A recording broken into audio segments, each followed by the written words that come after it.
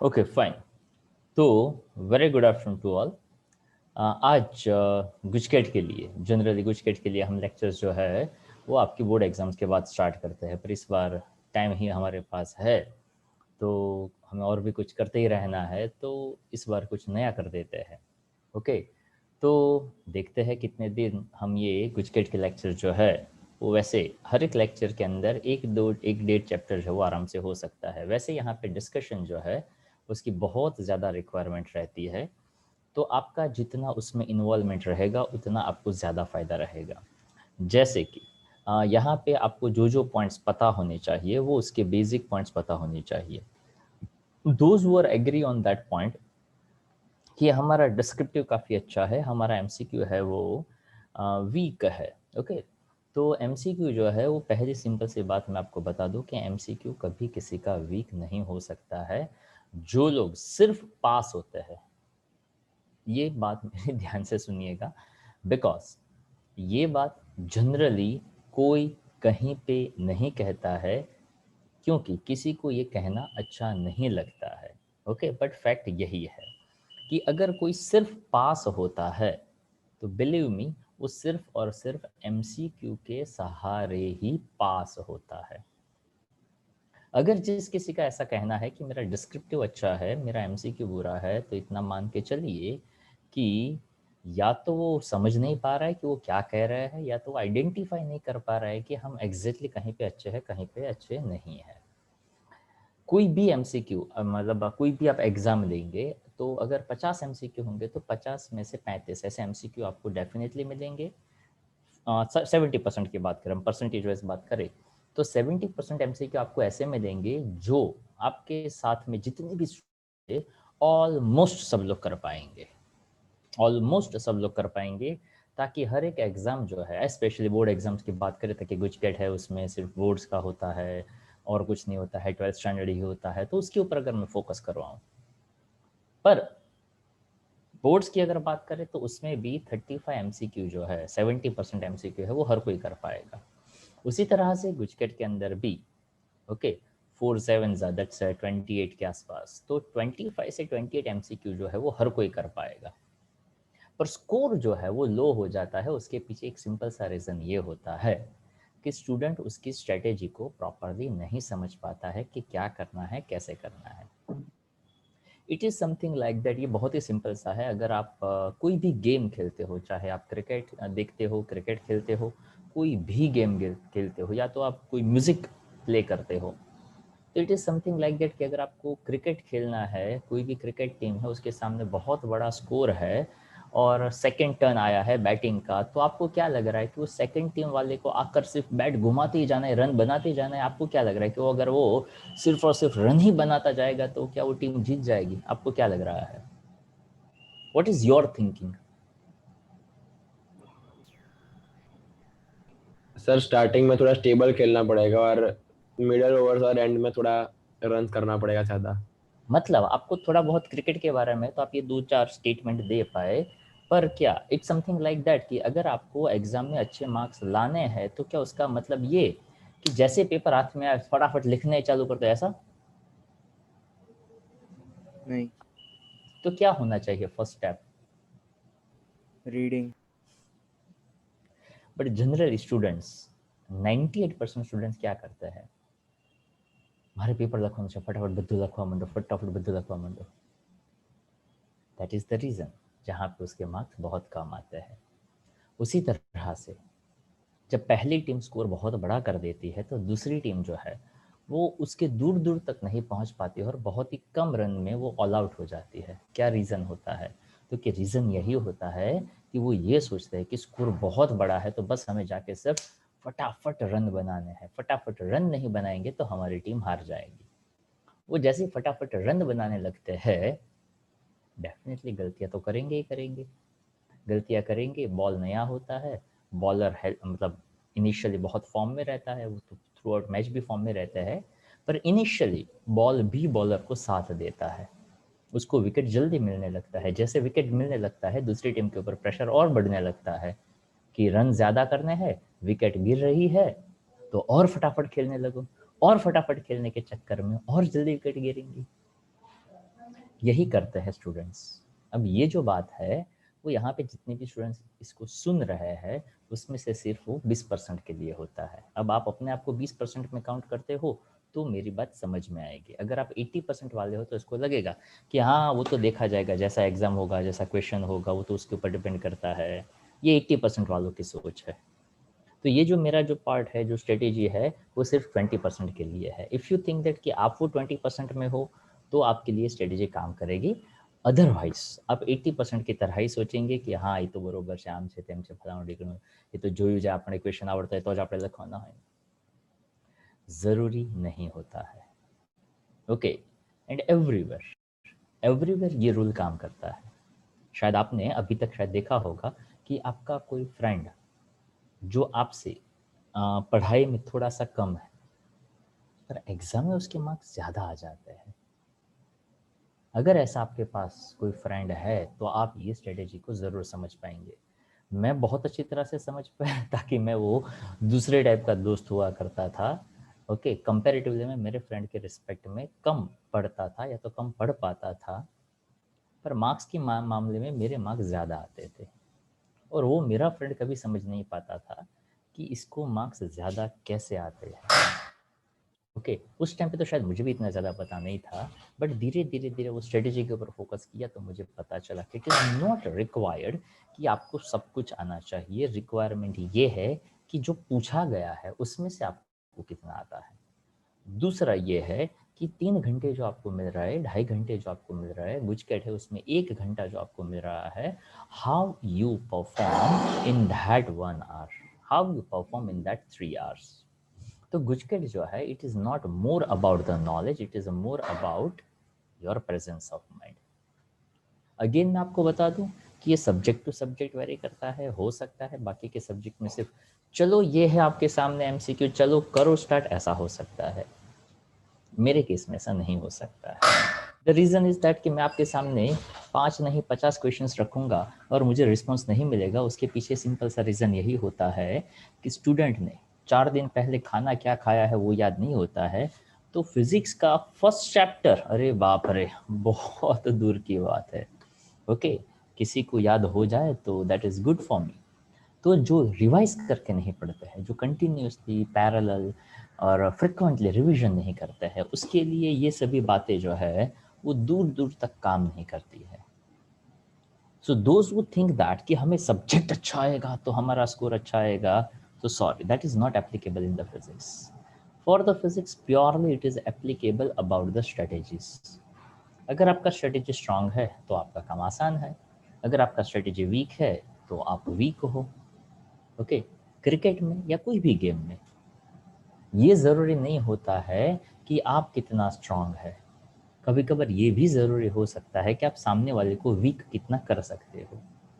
3 idiot movie देखा हो तो वहाँ पे कहा था कि आगे बढ़ने के 2 तरीके होते हैं, एक खुद मेहनत करो और दूसरा दूसरों का ध्यान डाइवर्ट करो।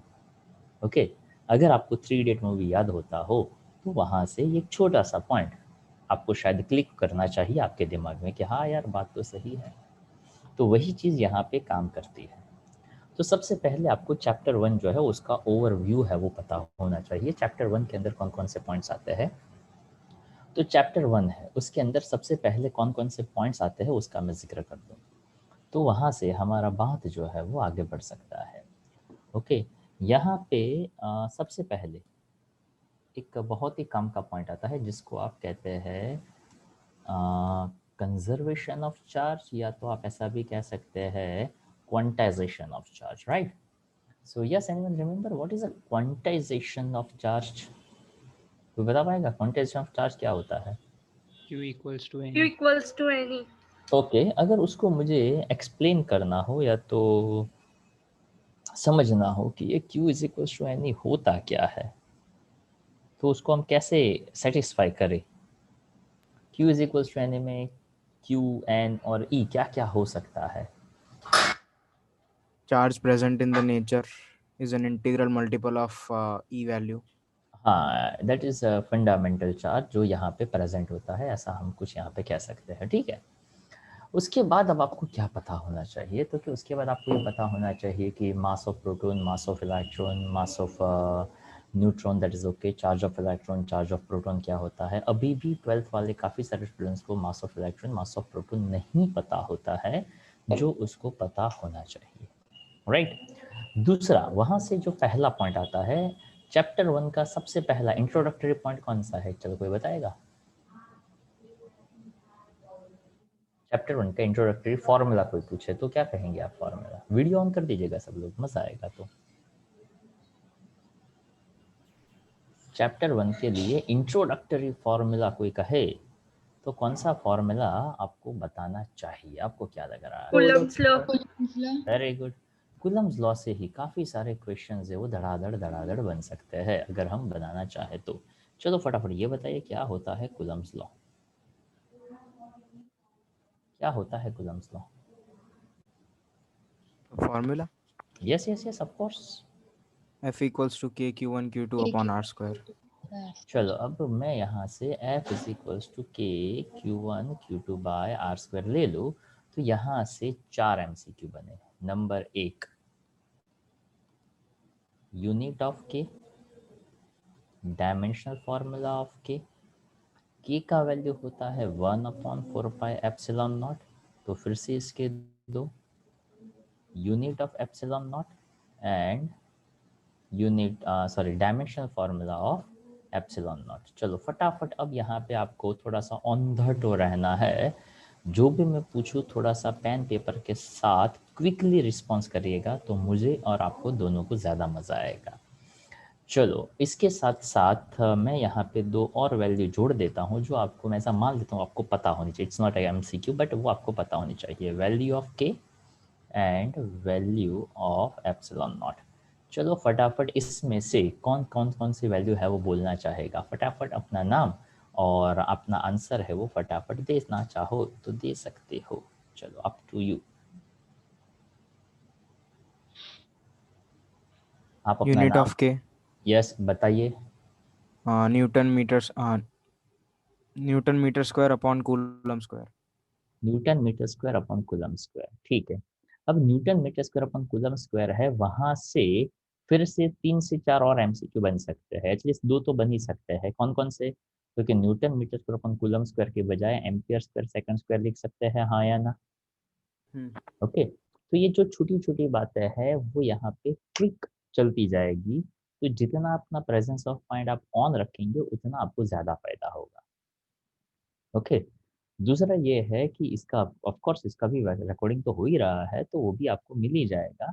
पर जितना आप अलर्ट रहोगे उतना आपको बेनिफिट ज़्यादा होगा। बिकॉज इट इज़ अबाउट, आप ऐसा मान लीजिए कि हम चैप्टर 1 का रिविजन कर रहे हैं, आप ऐसा मान लीजिए कि हम उसके MCQ का डिस्कशन कर रहे हैं। जितने नए नए MCQ आपके सामने आते जाएंगे उसमें आप छोटा कोई कोई पॉइंट है वो आप ऐड ऑन करते जा सकते हैं। दूसरा ये है कि जो चैनल है हमारा वहाँ पे गुजकेट का फोल्डर बना के रखा हुआ है। तो वहाँ पे chapter 1, chapter 2, chapter 3, chapter 4, chapter 5 सभी के वीडियोस भी है। तो आई रेफर कि आप इसके पैरेलल उसको भी देखिएगा तो आपको ज़्यादा फायदा है वो हो सकता है। Those who are more interested कि हमें यार इसमें कुछ एफर्ट ज़्यादा डालने हैं। ओके, चलो यूनिट ऑफ के, इसमें से एक MCQ भाई ऐसा बनेगा कि out of this units which one is not unit of के? या तो 4 अलग अलग दिए हो उसमें से कौन सा यूनिट के का है? तो इसको अलग अलग फॉर्मेट मुझे चाहिए। इसके अलग अलग फॉर्मेट पता चलेंगे तो इसके भी पता चल जाएंगे बाय डिफॉल्ट। हाँ देखो, के और एप्सिलॉन इनवर्स है तो यूनिट मिल गया। तो क्या, हाँ कैसे मिल जाएगा शिखर बताइए एप्सिलॉन का यूनिट फटाक से, quick response.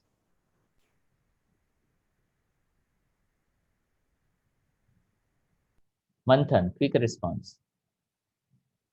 Coulomb square upon newton meter square. Perfect. मतलब क्या? तो क्या अगर अपने को के पता है तो एप्सिलॉन का यूनिट अपने आप पता चल जाएगा और ये अपने आप क्लिक होना चाहिए। चलो इसमें से अलग अलग कौन कौन से डायमेंशन सॉरी यूनिट्स आप बना सकते हैं? सिद्धार्थ आप बताएंगे। Newton meter square upon coulomb square से अगर मुझे कोई एक नया और यूनिट बनाना हो तो कौन सा यूनिट आपके दिमाग में आएगा? केया,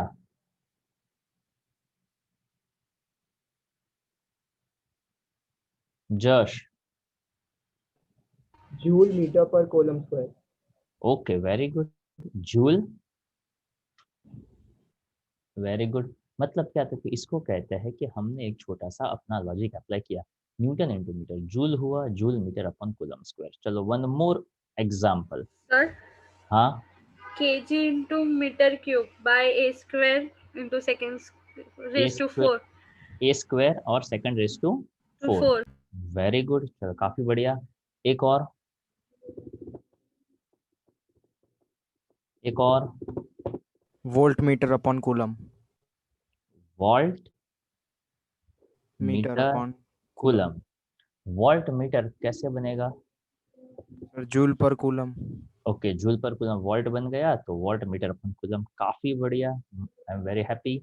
चलो एक और, इसी से बन जाएगा वो तो।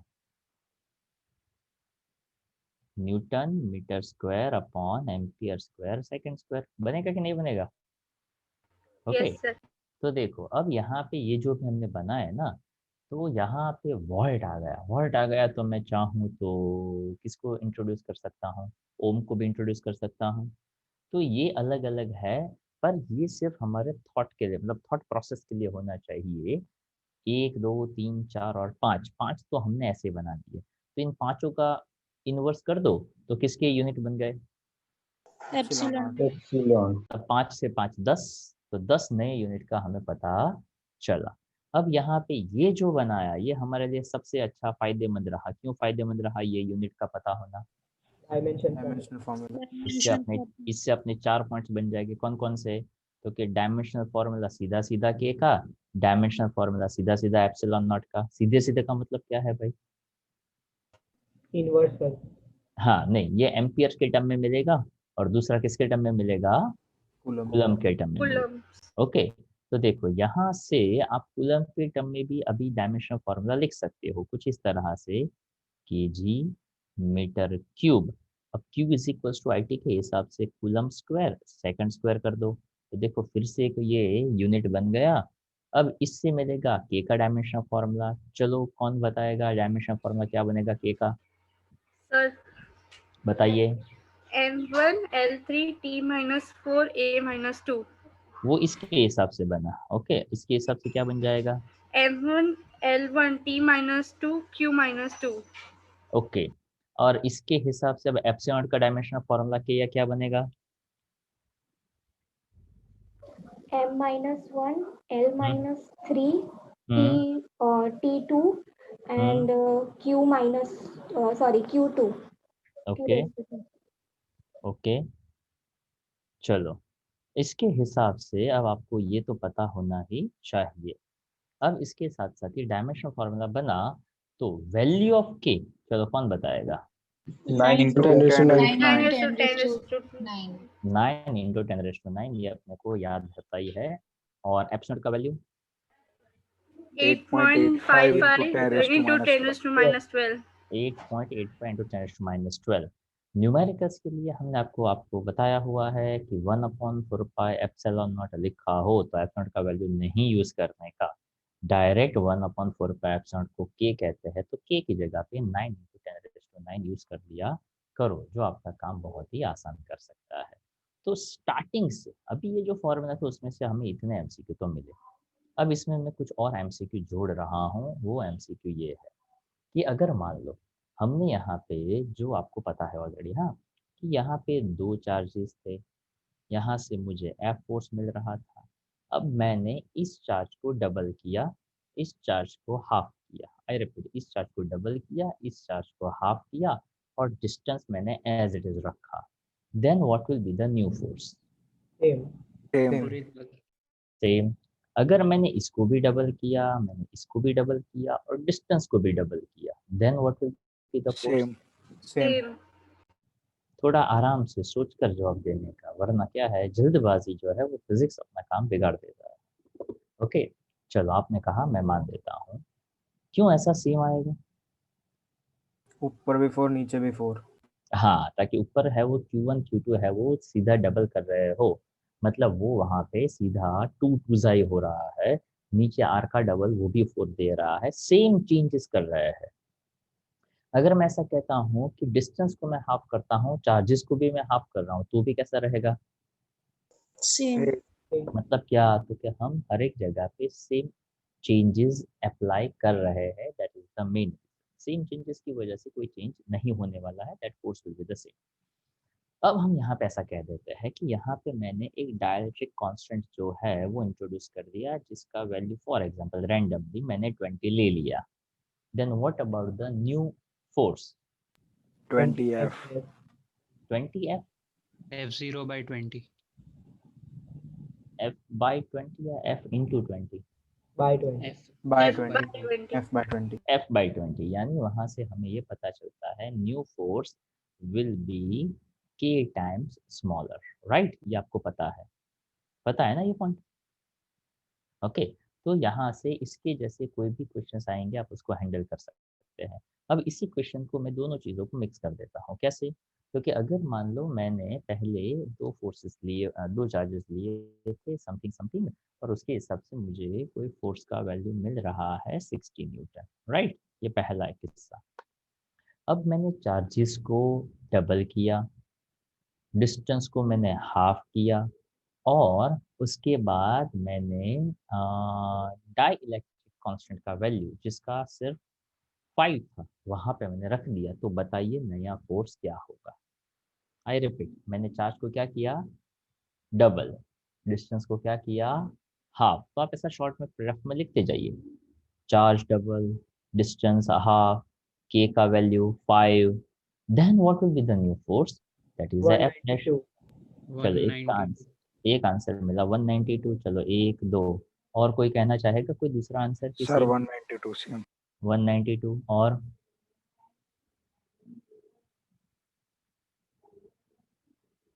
भावी आपने ट्राई किया? हाँ सर, क्या आया आंसर? एक मिनट सर। साद आपने ट्राई किया? कर रहा हूँ। ओके, साहिल आपने ट्राई किया?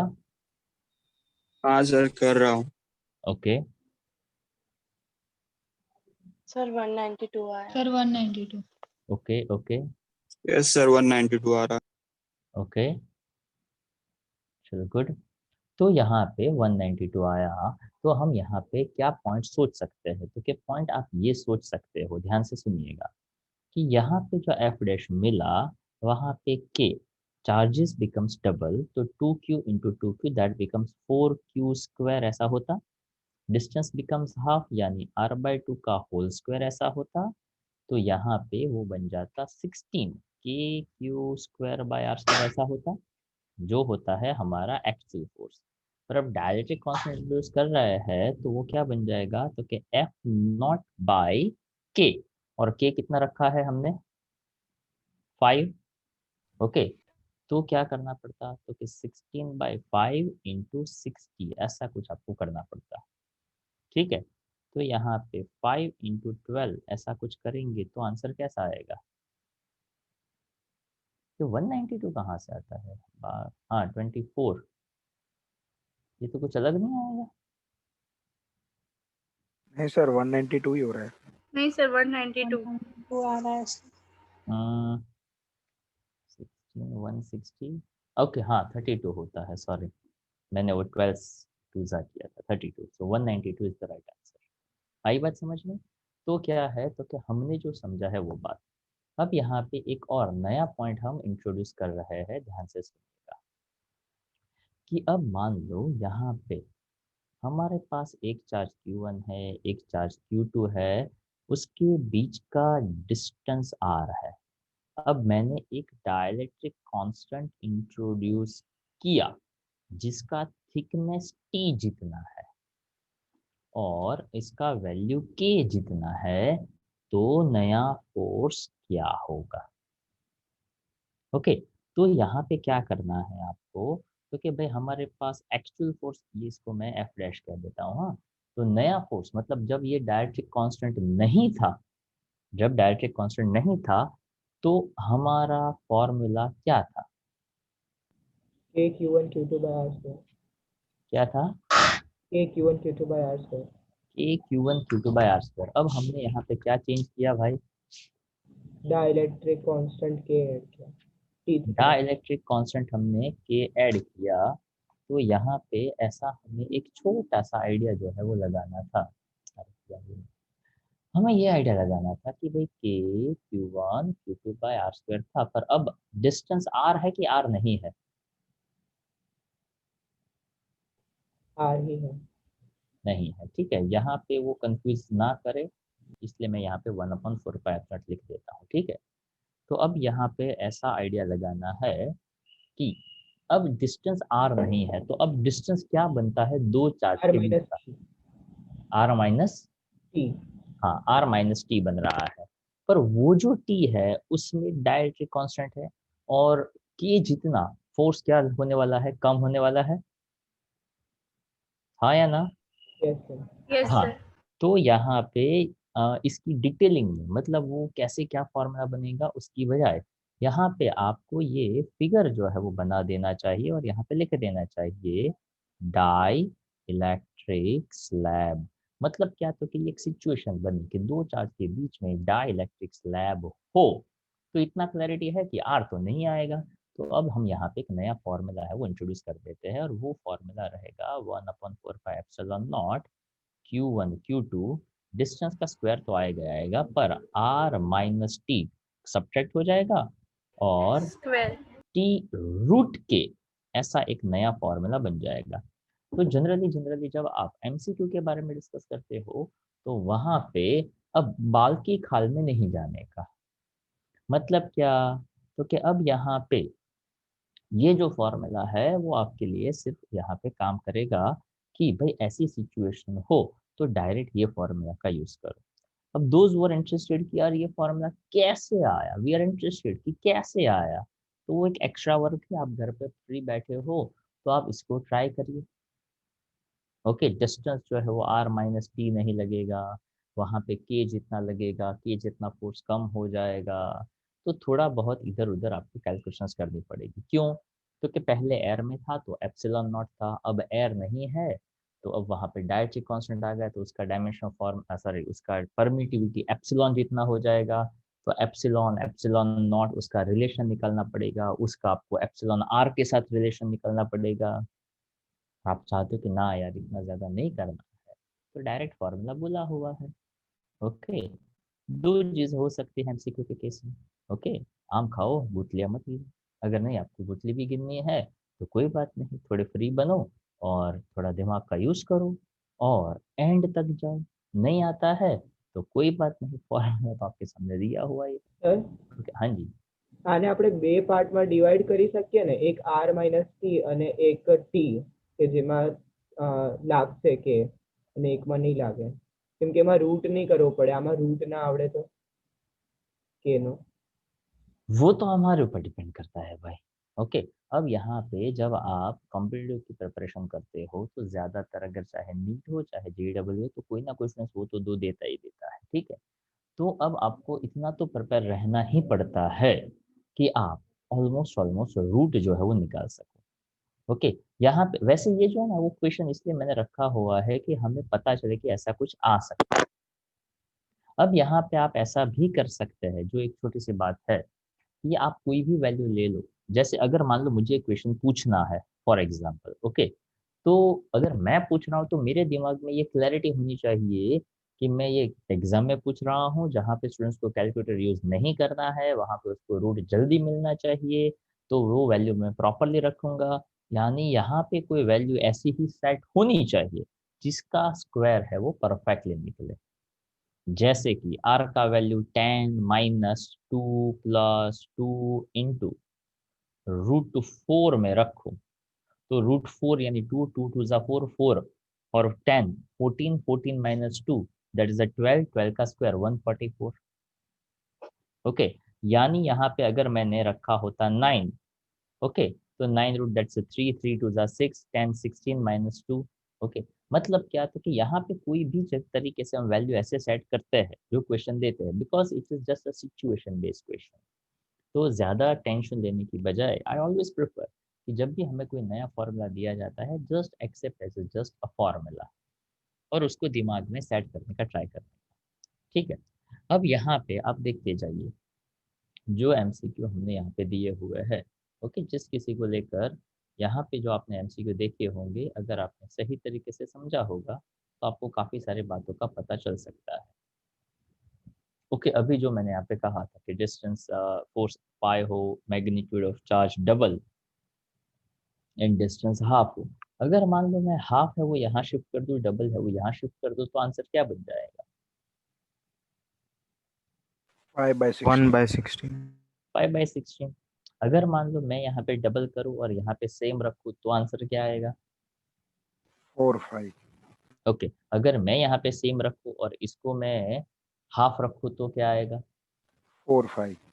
दोनों में 4/5 ही आएगा।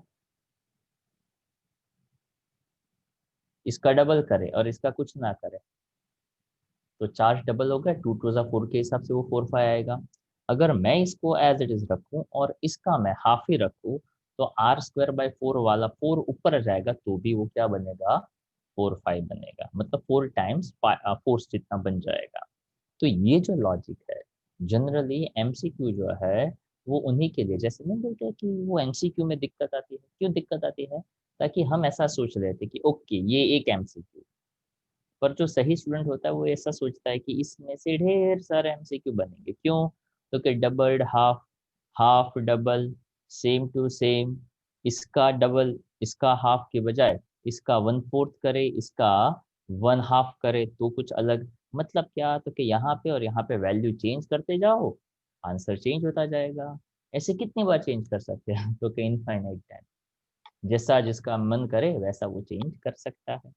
ठीक है, अच्छा, उसके बाद ये सेकंड क्वेश्चन है, तो सेकंड एक ही एमसीक्यू बन सकता है। क्यों?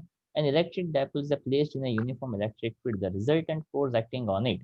तो इसके लिए आपको कौन सा कॉन्सेप्ट पता होना चाहिए? Torque acting on a dipole. Torque acting on A dipole.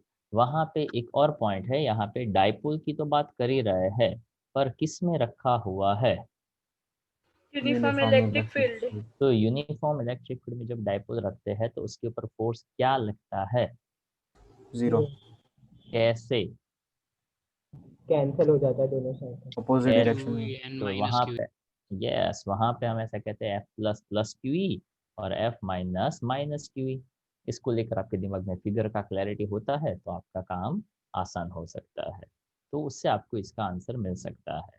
अच्छा, यहाँ पे यही क्वेश्चन में electric dipole place in uniform electric field यहाँ तक का कॉमन, पर रिजल्टेंट फोर्स की बजाय अगर वो टॉर्क पूछे तो क्या आंसर आएगा? p sin theta। P sin theta. अगर ये सब कुछ सेम रखे पर यहाँ पे ऐसा चेंज कर दे कि torque when it's placed parallel to uniform electric field, 0 0 when it's a perpendicular, PE. p when it is a 180 degree। Minus minus 0. p Minus एक क्वेश्चन में से हमें काफी सारे पॉइंट्स वहाँ पे मिल सकते हैं। ओके, तो जनरली मेरा, अगर हो सकता है आपको कैसा लगेगा कि आप क्या यार हर बात एक बार घुमा फिरा कर आप वहीं पे आ जाते हो, but that is obvious. Okay, generally आपका जो एज ए स्टूडेंट जो है ना वो आप सही हो, but I am just trying to change. वैसे वो किसी का थॉट पैटर्न चेंज करना कोई सिंपल सी बात नहीं होती, इट्स वेरी डिफिकल्ट। फिर भी मैं ट्राई यही कर रहा हूँ कि आप थोड़ा सा उसको एक अलग पॉइंट ऑफ व्यू से सोचिए।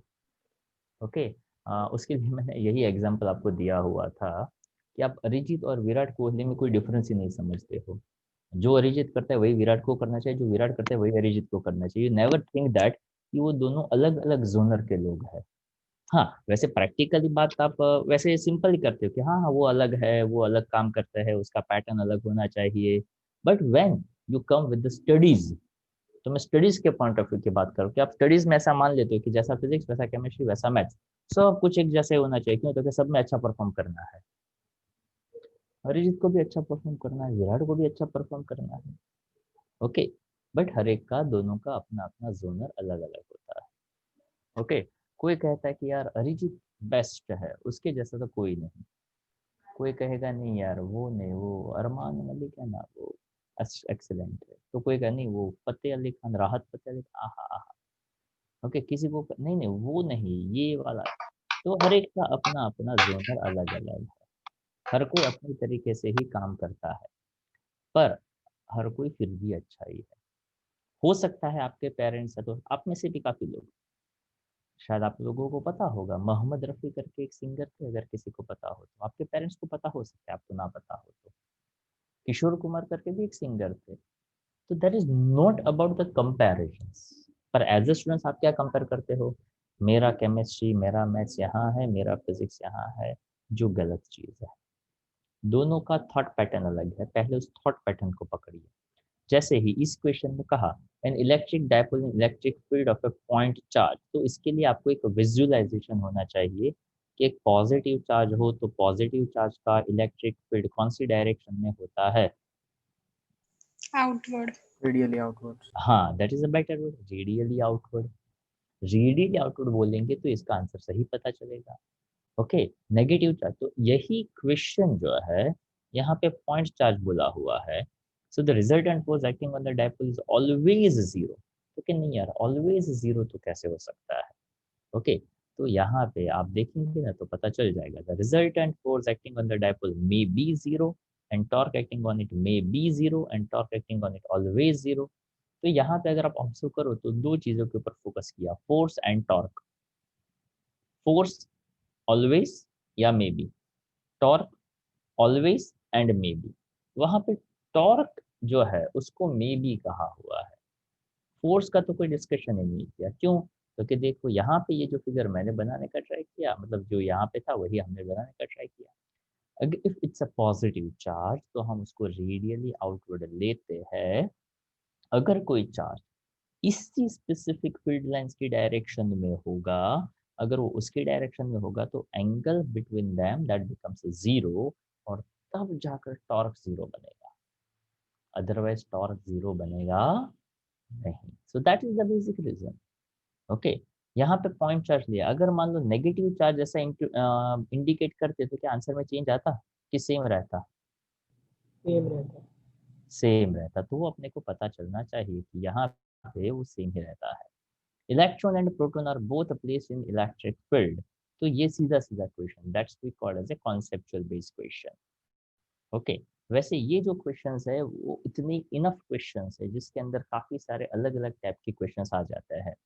अब देखो, इसको लेकर एक और क्वेश्चन मैंने आई थिंक कहा था कि अगर मान लो एक सोप बबल है और सोप बबल के ऊपर हमने कोई चार्ज रखा, then what will be the effect on the radius of the sphere? Increases. Increases. Increase. क्या होता है उसका रीजन? रिपल्सन। Each other. ताकि यहाँ पे हम ऐसा कह सकते हैं कि उसके ऊपर जो चार्ज डिस्ट्रीब्यूशन है वो चार्ज कैसा रहेगा? सेम रहेगा। और वो चार्ज सेम रहेगा तो वो वहाँ पे क्या करेगा? रिपेल करेगा। ओके, अब एक ही क्वेश्चन में से कैसे अलग अलग क्वेश्चंस बनते जाएंगे वो आप देखते जाइएगा। अब यही क्वेश्चन था जिसका हम जिक्र कर चुके हैं, फोर्स का वैल्यू अल्फा है, एक डायरेक्ट कांस्टेंट के है, तो नया फोर्स क्या बनेगा? अल्फा बाई के। अल्फा बाई अब मान लो मैं यहाँ पे ऐसा कह देता हूँ कि फोर्स का वैल्यू एफ है और कांस्टेंट है वो अल्फा है। F by alpha. Okay, generally होता क्या है कि जब भी एग्जाम में होता है तो क्वेश्चन में कुछ थोड़ा चेंज जो आप कहते हैं ना, वो थोड़ा हाईफाई चेंज नहीं होता है, ऐसा ही माइनर माइनर सा चेंज होता है, और यही माइनर चेंज हमें यहाँ पे समझना पड़ता है। अगर वो हमने माइनर चेंज समझ लिया तो हमारा काम आसान हो सकता है। Okay, if you think about it, सबसे पहले ये बताइए कि गुजकेट एंड जनरल जो आपकी ये एग्जाम है उसमें क्या डिफरेंस किस बात को लेकर है? Yes anyone? आपका negative marking. Okay, negative marking मतलब क्या? रॉन्ग पढ़ने पे से 0.25 मार्क्स चले जाते हैं सर। ओके, तो किस बात का ध्यान रखना चाहिए आपको?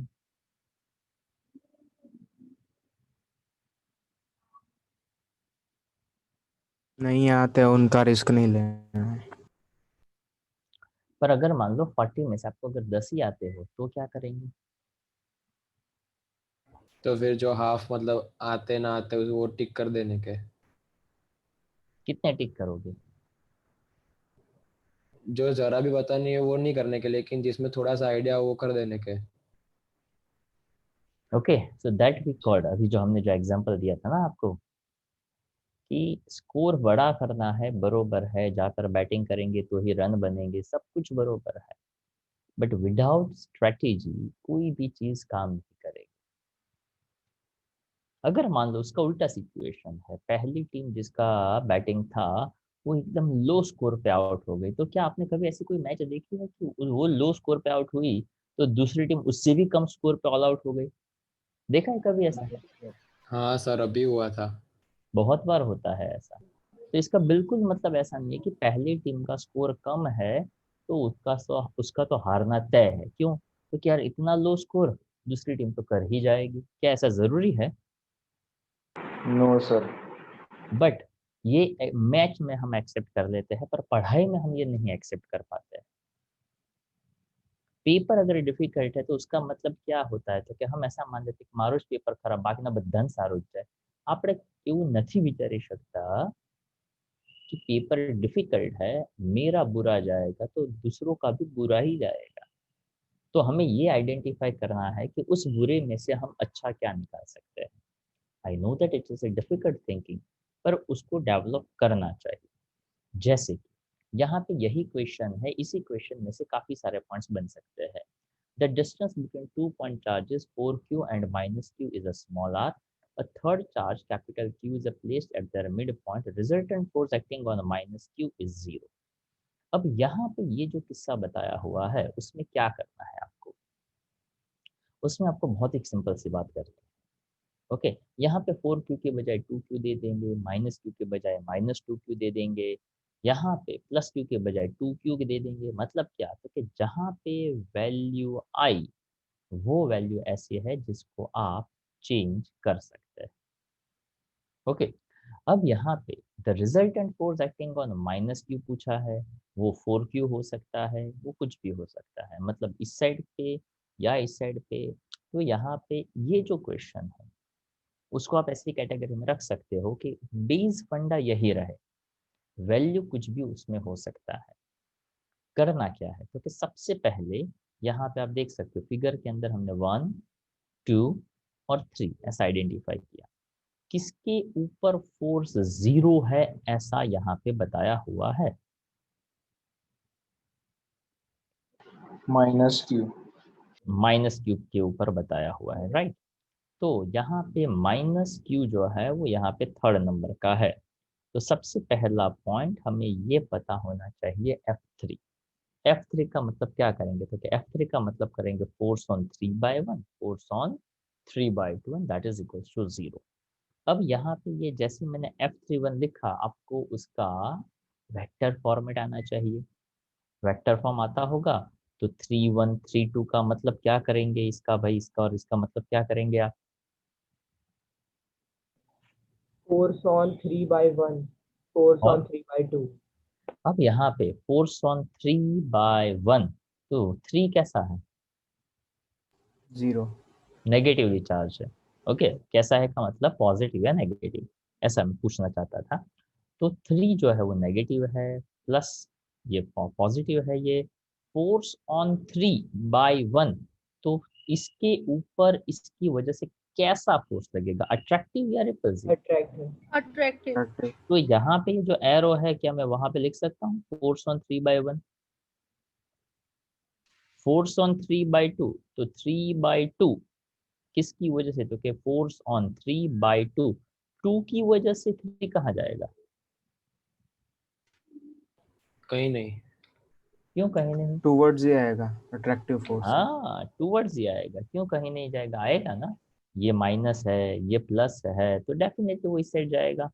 मतलब यहाँ पे ये दोनों इस साइड ही जाएंगे। Okay, so they are going in the same direction. अब यहाँ पे कंडीशन ये बन गई कि अगर मुझे जीरो फोर्स बताना हो तो equal in magnitude, opposite in direction होना चाहिए था, पर यहाँ पे अपोजिट इन डायरेक्शन नहीं हो रहा है। ओके, फिर भी यहाँ पे कंडीशंस उसने ऐसा बताया था कि resultant force acting on -q is 0, मतलब वो आप ले लो। It's is consider as a taken. अगर आपने ये वैल्यू ले लिया तो ये तभी पॉसिबल होगा जब ये Q का कोई ऐसा स्पेसिफिक वैल्यू आप सिलेक्ट करेंगे। क्यों? तो कि भाई ये यहाँ से ज़्यादा डिस्टेंस पे है, ये यहाँ से कम डिस्टेंस पे है, तो भले ही ये दोनों सेम डायरेक्शंस में हो, ओके, पर वहाँ पे एट द एंड ऐसा कुछ ना कुछ हो जाएगा, जिस वजह से ये टोटल फोर्स है वो क्या हो जाएगा, 0 हो जाएगा। ये सिचुएशन हमें ये समझाता है कि हम ऐसा कहते हैं इक्विलिब्रियम में होना, मतलब equal in magnitude, opposite in direction. It is not like that. It is something like that कि फॉर एग्जाम्पल मैं ए और बी थे, ओके, ए ने बी को एक बॉक्स दिया, ओके, ए ने बी को कुछ दिया और बी ने ए को कुछ दिया, ओके। अब ध्यान से सुनिएगा क्या कि यहाँ पे ऐसा कुछ था कि ये दोनों एक दूसरे को कुछ दे रहे हैं, फिर भी बी ने कुछ गेन किया, ए ने कुछ गेन नहीं किया। ऐसा क्यों हुआ?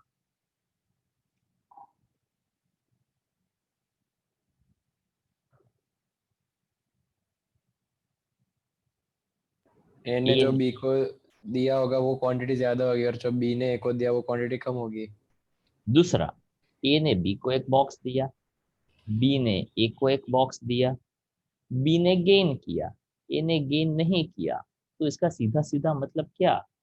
क्योंकि दोनों ने बॉक्सेस तो दिए, पर कमिटमेंट के हिसाब से ए ने उस बॉक्स में कुछ रखा तो बी को मिल गया, पर बी ने बॉक्स तो दिया पर बॉक्स में कुछ रखा नहीं। मतलब इसने बॉक्स तो दिया पर कैसा बॉक्स दिया? खाली बॉक्स।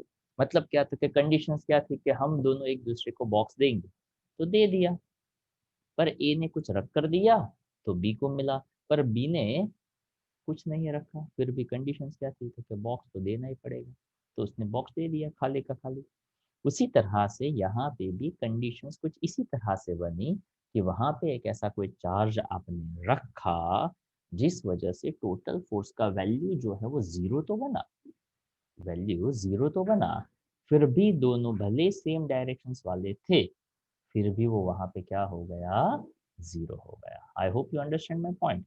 तो यहाँ पे देखो कैपिटल Q का वैल्यू -Q रखा। अगर आप यहाँ पे ऐसा सोचते 4Q -Q और -Q, इसके और इसके बीच का डिस्टेंस r ले लो, इसके और इसका बीच का डिस्टेंस r/2 ले लो, यहाँ पे फोर्स कैलकुलेट करो, यहाँ पे फोर्स कैलकुलेट करो, वहाँ पे दोनों में जो फोर्स मिलेगा उससे पता चल जाएगा कि अगर मैं दोनों को ऐड करता तो मुझे आंसर क्या मिल जाता, 0 मिल जाता। तो ये क्वेश्चन में से सीखने का क्या था? तो ये क्वेश्चन में के सीखने का ये था कि यहाँ पे 4Q की जगह पे कोई अलग अलग वैल्यू जो है वो हो सकती है। अब ये जो क्वेश्चन है वहाँ पे हल्का सा मैथ्स का यूज आएगा। Okay, just a moment. Okay fine, sorry, आप में से कोई कुछ क्वेश्चन पूछ रहा था? Okay fine. हाँ, मैं ऐसा कह रहा था कि linear charge density of the circumference of the circle of radius lambda equal to λ0 cos theta हो, then total charge on it that will be the 0। अब यहाँ पे ये क्यों 0 होगा उसका यहाँ पे तो एक्सप्लेनेशन दिया हुआ है, पर इस क्वेश्चन में मैं यहाँ पे चेंज कर दूँ lambda equal to λ0 sin theta. तो सबसे पहले आपको ये पता होना चाहिए ये जो कैलकुलेशंस है ना वो कैलकुलेशंस कैसे की। ओके, उसके लिए आपका एक बेसिक नॉलेज क्लियर होना चाहिए। क्या बेसिक नॉलेज? क्या आप में से किसी को एंगल का फॉर्मूला पता है, याद है? Arc upon radius. तो यहाँ पे आर्क इक्वल टू क्या आ जाएगा? Angle into radius. तो यहाँ पे आप देख सकते हो रेडियस जो है वो कितना है, तो कि रेडियस बताया हुआ है linear charge density circle of radius a varies as, यानी यहाँ पे रेडियस a जितना है, ठीक है। तो a d थीटा, ओके, वो आर्क का वैल्यू बना। यहाँ पे dq is equals to a d theta into lambda, ऐसा कहाँ से लिखा, किस बेस पे लिखा? Linear charge density. Yes, total charge upon total length, then small charge equals to density into small length. यहाँ पे स्मॉल लेंथ का मतलब क्या लेना है, तो कि स्मॉल आर्क, और आर्क इक्वल्स टू आता है ए डी थीटा। ये अगर आपको पता चलेगा तो आपका काम आसान हो जाएगा। तो देखो ए आ गया, डी थीटा आ गया, लैम्बडा का वैल्यू दिया है लैम्बडा 0 कॉस थीटा आ गया। अब मुझे टोटल चार्ज चाहिए तो इसका इंटीग्रेशन करना था। पूरा का पूरा सर्कल है तो लोअर लिमिट 0, अपर लिमिट 2 पाई आ जाएगा। तो 0 से 2 पाई कॉस थीटा का इंटीग्रेशन जिसको आएगा उसका काम आसान हो जाएगा। क्या होता है कॉस थीटा का इंटीग्रेशन? Sine theta. अगर मान लो मैं यहाँ पे और उसके बाद upper limit minus lower limit sine 2 pi भी 0, साइन 0 भी 0। ओके, तो ये वैल्यू तो चलो 0 आ गया। पर अगर मैं यहाँ पे कॉस थीटा की बजाय लैम्बडा 0 साइन थीटा लूं तो आंसर क्या आएगा? 0। क्यों? Average value of sin is 0 for a whole circle. Cos is 0. हाँ, ऐसा भी कह सकते हैं। दूसरा, अगर आप सीधा सीधा सोचो तो यहाँ पे साइन थीटा आएगा, यहाँ पे साइन थीटा आएगा। साइन थीटा का इंटीग्रेशन क्या होगा? Minus cos theta. Minus cos theta आएगा। माइनस कॉस थीटा में आप अपर लिमिट लोअर लिमिट डालेंगे तो माइनस कॉस 2 पाई क्या होगा? -1 कॉस 0 क्या होगा? 1 -1 + 1 क्या हो जाएगा? 0। तो उस हिसाब से वो 0 बन जाएगा। अब मान लो यहाँ पे साइन स्क्वायर थीटा आता या तो कॉस स्क्वायर थीटा आता। ओके, तो उसके हिसाब से ये cos square theta sine square theta वैसे तो कुछ भी हो सकता है। तो भाई कुछ भी के लिए ये एक बाउंड्री बताता हूँ मैं आपको कि कभी कभार स्टूडेंट्स क्या सोच लेते हैं कि सर ऐसा कुछ भी आएगा तो कैसे पता चलेगा, सबका इंटीग्रेशन आना चाहिए। रिलैक्स। क्या ये एग्ज़ाम मैथ्स वाले बायोलॉजी वाले सब लोग देने वाले हैं? तो हाँ, फिजिक्स तो दोनों को आता है। क्या मैथ्स और बायोलॉजी वाले को सबका इंटीग्रेशन आता है? तो नहीं, ज़रूरी नहीं है। साइन का कॉस का बेसिक का इंटीग्रेशन आना चाहिए, तो क्या हाँ बेसिक का इंटीग्रेशन आना चाहिए। तो क्या पूछेंगे, बेसिक पूछेंगे या थोड़ा अजीब टाइप का पूछ लेंगे?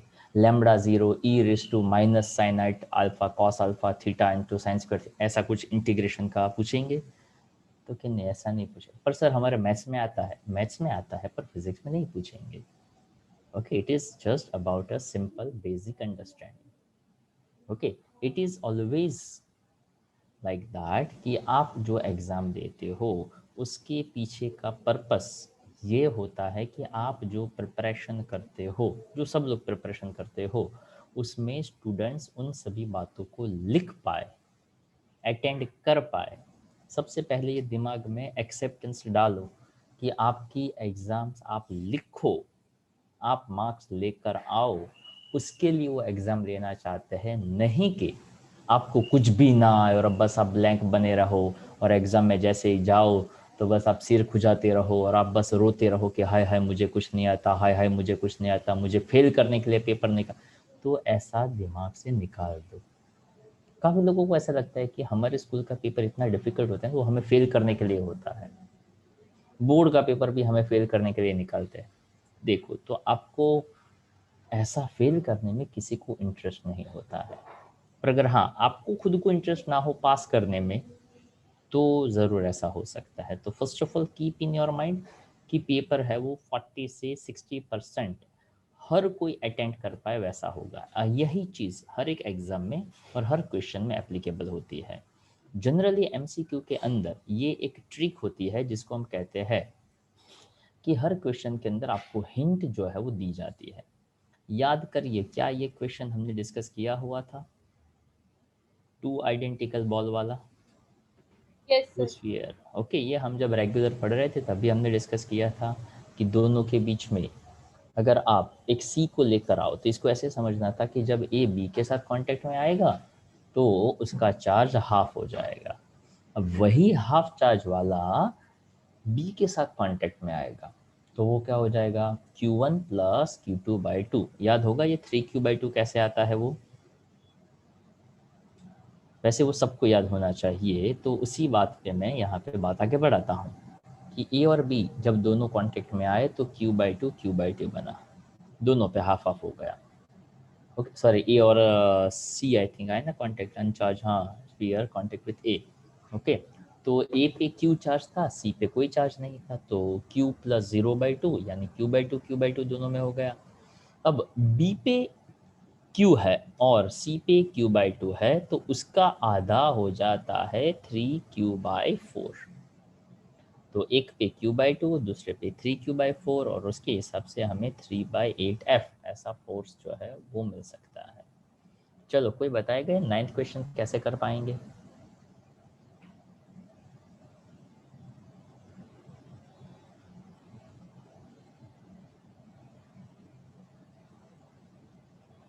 हेलो, डिस्टेंस को x सपोज करके फिर 2 की फॉर्मूला लगानी है। यहाँ पे ये जो आंसर दिया हुआ है 20, जैसे ये आंसर दिया है 20 सेंटीमीटर फ्रॉम Q, इसके अलावा यही सेम क्वेश्चन के लिए दूसरा क्या आंसर बन सकता है? 10 सेंटीमीटर फ्रॉम Q। हाँ, तो ये बातों का स्टूडेंट को पता चलना चाहिए। 20 centimetre from 4Q, if that is a right answer, तो वहाँ पे 20 सेंटीमीटर फ्रॉम 4Q ना दिया हो तो भी आपका सही ऑप्शन हो सकता है, और वो ये कि that is a 10 centimetre from Q charge. अब ऑप्शंस यही मान लो, यही क्वेश्चन दिया हुआ है, पर ये ऑप्शन क्या दिया, तो कि 20 सेंटीमीटर फ्रॉम Q, तो स्टूडेंट बेचारे यही ट्रैप में फंस जाते हैं और ए ऑप्शन सिलेक्ट करके आ जाते हैं। क्यों? क्योंकि यहाँ टेक्स्ट बुक वाला same to same question 20 centimetre, बस खत्म हो गया। नो, 20 सेंटीमीटर फ्रॉम 4Q, पूरा आंसर पता हो वो ज़रूरी है, तो ये राइट ऑप्शन नहीं बनेगा। राइट ऑप्शन Q के लिए ही अगर बनाना हो तो वो होना चाहिए 10 सेंटीमीटर फ्रॉम Q। अब यहाँ पे Q 4Q कैप्टेड 30 सेंटीमीटर लिखा है, यहाँ पे Q की बजाय 2Q कर दूँ, 4Q की जगह पे 5Q कर दूँ, और 30 की जगह पे 60 कर दूँ, तो कैसे करेंगे आप इसको? What will be the procedure? Same x suppose करके प्रोसीजर सेम रहेगा। तो अब यहाँ पे आपको इन बातों का छोटा सा पता होना चाहिए। अब ये बातों का पता चलेगा तो आप एक एक एक एक एक, एक पार्ट 2 के क्वेश्चंस, पार्ट 4 के क्वेश्चंस उठाते हो तो पता चलेगा कि जब भी कोई डेटा दिया गया हो तो उसमें किस टाइप का वेरिएशन आप कर सकते हैं। हाँ मंथन बताइए। સર આ લાઈન એકદમ બહાર રાખીએ તો પોઈન્ટ જેમ બે ચાર્જની વચ્ચે છે એવી રીતે એ પોઈન્ટ બહાર હોઈ શકે ને તો ओके, ત્યારે આન્સર तो ડિફરન્ટ देखो, આવે। हाँ हाँ हाँ, तो ये तो उसका मतलब ये कि हम एक बेसिक पॉइंट को मिस आउट कर रहे हैं यहाँ पे। देखो आपको क्या चाहिए, intensity of electric field is 0, किसी दो की वजह से मुझे वैल्यू 0 चाहिए। ओके, तो 0 कब बनेगा इलेक्ट्रिक फील्ड का एक दूसरे को कैंसिल कर देगा। अच्छा, एक दूसरे को कैंसिल कब करेगा? इक्वल एंड ऑपोजिट होगा तो। इक्वल एंड ऑपोजिट का क्या मतलब करेंगे, क्या इक्वल और क्या opposite? Equal in magnitude and opposite in direction. हाँ, अब देखो यहाँ पे ये पॉजिटिव है, यहाँ पे ये भी पॉजिटिव है। अगर मैं यहाँ पे 3 अलग अलग डायरेक्ट पॉइंट्स ले लूँ, मैं यहाँ पे ए पॉइंट का हूँ, यहाँ पे बी पॉइंट का हूँ, और यहाँ पे सी पॉइंट का हूँ। ठीक है, अब यहाँ पे ऐसा कहा electric field at B point due to positive charge, कहाँ लगेगा? चलो बताइए, बी पे किस डायरेक्शन में लगेगा? बी के कॉन्टेक्स्ट में राइट या लेफ्ट? लेफ्ट। ऐसे जाएगा राइट। राइट। क्यू की वजह से बी पे आदित्य। राइट। हाँ, क्यू आउटवर्ड आउटवर्ड आउटवर्ड देगा ना। पर सर 4Q तो डोमिनेटिंग है ना, तो वो करेंगे। नहीं, मैं क्यू की पूछ रहा हूँ बात। ओके हाँ तो ओके, 4Q की वजह से कहाँ लगेगा? Left. हाँ, ताकि वो अपोजिट डायरेक्शन लगेगा। यहाँ पे मैं बात करूँ 4Q की वजह से कहाँ लगेगा? राइट। राइट। Right. क्यू की वजह से कहाँ Right. लगेगा? राइट। Right. ओके, यहाँ पे किस डायरेक्शन में लगी? राइट सेम डायरेक्शन हुआ ना दोनों में? Same direction. ओके चलो, ए पे मैं क्यू की वजह से, लेफ्ट 4Q की वजह से, सेम तो यहाँ पे ये दोनों सेम डायरेक्शन है, तो equal in magnitude, opposite in direction, तो क्या ऑपोजिट इन डायरेक्शन यहाँ पे फुलफिल हुआ? नो।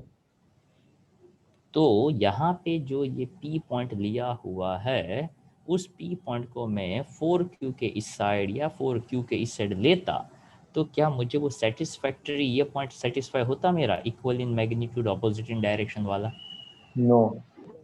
तो क्या वो यहाँ बीच में जो मैंने सिलेक्ट किया है उसकी बजाय मुझे कहीं और सिलेक्ट करना चाहिए? नो। नहीं करना चाहिए। अब मान लो मैं इसमें थोड़ा सा वेरिएशन दे देता हूँ, यही क्वेश्चन में मैं यहाँ पे -Q ले लेता हूँ, ठीक है। अब -Q की वजह से आपको बताना है, -Q की वजह से ए पे डायरेक्शन कैसा होगा वो राइट। हाँ, माइनस की वजह से, यानी ये ब्लैक है तो मैं ब्लैक से बनाऊंगा, -Q की वजह से ए पे कैसा? राइट। अच्छा, 4Q की वजह से कैसा? ए पे लेफ्ट। लेफ्ट। वेरी गुड, यानी ए पे इक्वल इन ऑपोजिट बन रहा है, यस सर। बन सकता है, पॉसिबिलिटी है। बी पे माइनस की वजह से कैसा बनेगा? ऑपोजिट। लेफ्ट। लेफ्ट। 4Q की वजह से कैसा बनेगा? लेफ्ट। तो यहाँ पे देखो ये कैसी डायरेक्शन है? सेम। तो क्या यहाँ पे दो चार्ज के बीच में ये पॉसिबिलिटी फॉर्म होगी कि कहाँ इलेक्ट्रिक फील्ड 0 होगा? नो। नहीं होगी। चलो सी पॉइंट पे देखते हैं, 4Q की वजह से कैसा होगा सी पे? राइट। नेगेटिव की वजह से कैसा होगा? लेफ्ट। तो क्या आप यहाँ पे कह सकते हैं कि अगर एक पॉजिटिव और एक नेगेटिव हो तो इलेक्ट्रिक फील्ड दो चार्ज के बीच में 0 हो, उसकी पॉसिबिलिटी नहीं बनेगी। एक पॉजिटिव और एक नेगेटिव हो तो पॉसिबिलिटी कौन सी बनेगी? तो कि वो आइदर इस साइड या तो उस साइड ही होना चाहिए। समझिए इस बात को? Yes sir. So this is the basic idea जो आप उसको अच्छी तरह से समझ सकते हो। अब यहाँ पे ऐसी नॉट नेसेसरी कि इसकी जैसा कोई क्वेश्चन हो तो हम करें, ओके। तो यहाँ पे वो क्वेश्चन जो है वो दिमाग में पॉपअप होना चाहिए कि अगर हम इसने ऐसा चेंज किया, अगर हमने वहाँ पे वैल्यू ले ली, तो दो चार वैल्यू से वो क्वेश्चन आपके दिमाग में आइडिया क्लिक करेगा। एप्सिलॉन का ये डायमेंशनल फार्मूला यहाँ पे क्यू के फॉर्म में दिया है, जो एम्पियर के फॉर्म में भी हो सकता है, राइट। अलग अलग तरीके से हो सकता है, जैसे कि डायपोल मोमेंट दिया हुआ है HCl का, ओके। तो यहाँ पे सीधा सीधा फॉर्मूला है, यहाँ पे एक डायपोल मोमेंट का वैल्यू दिया हुआ है, that's a P। Charge on both the atoms are unlike and same magnitude of the charge, distance between them is 1 angstrom. तो 1 एंगस्ट्रॉम को किस में कन्वर्ट करना आना चाहिए? मीटर। क्वेश्चन खत्म। यहाँ पे क्वेश्चन में क्या क्या हो सकता है, तो कि 3.4 की बजाय 34 कर दे, 39 की बजाय कुछ 40 या 49 कर दे, रैंडमली तो लेना है। 1 एंगस्ट्रॉम की बजाय 2 एंगस्ट्रॉम कर दे, पर यहाँ पे HCl की बजाय कोई भी एक इलेक्ट्रिक डायपोल मोमेंट कह दे। समझ में आई बात? अब ये जो क्वेश्चन था, ये 12th नंबर वाला, वो मैंने लास्ट लेक्चर में डिस्कशन किया था जब हम इसको समझने का ट्राई कर रहे थे। कैसे? तो कि देखिए वहाँ पे एक आइडिया दिया हुआ है। क्या आइडिया दिया है? तो कि there is exist of an electric field on 100 newton per coulomb along the z direction. मान लो मुझे z डायरेक्शन x, y और z ऐसा लेना है, तो इलेक्ट्रिक फील्ड मैंने इस डायरेक्शन में लिया। Flux passing through a square of 10 centimeter placed inside the electric field is this. There exists an electric field on this along z-axis. Z-axis की directions में है. The flux passing through a square of 10 centimeter inside a place inside the electric field. मतलब अब यहाँ पे ऐसा एक idea लगाना पड़ सकता है, ये 10 centimetre sides placed inside the electric field. तो अगर हम यहाँ पे ऐसा इलेक्ट्रिक फील्ड हम समझते, ध्यान से देखिए, यहाँ पे होता तो इसका एरिया वेक्टर कहाँ होता? ऊपर होता, एरिया वेक्टर और इलेक्ट्रिक फील्ड कैसी डायरेक्शन में हुए, सेम हुए, तो थीटा क्या बना, 0 थीटा 0 बना, cos 0 बना, cos 0 1 बना। अगर हम ऐसा कहते कि यहाँ पे एक्स वाई प्लेन नहीं पर वो यहाँ पे कोई और प्लेन में होता, like this X Z plane में होता, तो एक्स जेड प्लेन का एरिया वेक्टर कहाँ बनता, वाई एक्सिस पर। पर वाई डायरेक्शन में अगर एरिया वेक्टर बनता, पर इलेक्ट्रिक फील्ड तो कहाँ था, डायरेक्शन। हाँ, तो वहां से आंसर क्या आ जाता, 0। मतलब यही क्वेश्चन में अगर मैं z की बजाय y कर दूँ, y की बजाय x कर दूँ, तो आंसर क्या आ जाएगा, 0 आ जाएगा। ओके, या तो मैं ऐसे ही रखूँ, 100 की बजाय मैं कुछ और वैल्यू लेता जाऊँ, 10 सेंटीमीटर की बजाय 20 सेंटीमीटर कर दूँ, तो वैल्यू चेंज करो, सिचुएशन एज इट इज़ रखो। सिचुएशन अगर मैं एज इट इज़ रखता हूँ तो यहाँ पे 100 इंटू 10⁻⁻⁴ हुआ, उसके बजाय जो भी वैल्यू आई है उसका सिंपल मल्टीप्लिकेशन करना है। z की बजाय y या x करता हूँ तो आपको आंसर चेंज हो जाएगा, पर आपका फंडा किस बात को लेकर क्लियर होना चाहिए, क्या इलेक्ट्रिक फील्ड एरिया वेक्टर से पैरेलल है, अगर हाँ तो मल्टीप्लिकेशन करो वैल्यूज़ का, अगर वो उससे परपेंडिकुलर है तो आंसर फिक्स्ड है, क्या 0। ऐसा सोचा जा सकता है। ओके, तो देखो यहाँ तक के क्वेश्चंस हमने किए हुए हैं, बाकी का डिस्कशन नेक्स्ट वीक में हम रखेंगे, ठीक है, अभी यहाँ तक हम रखते हैं। ओके, पर तब भी जब भी आओ तो थोड़ा सा रिवाइज करके आइए, तो पता ज़्यादा चलेगा। Clear everyone? Yes sir.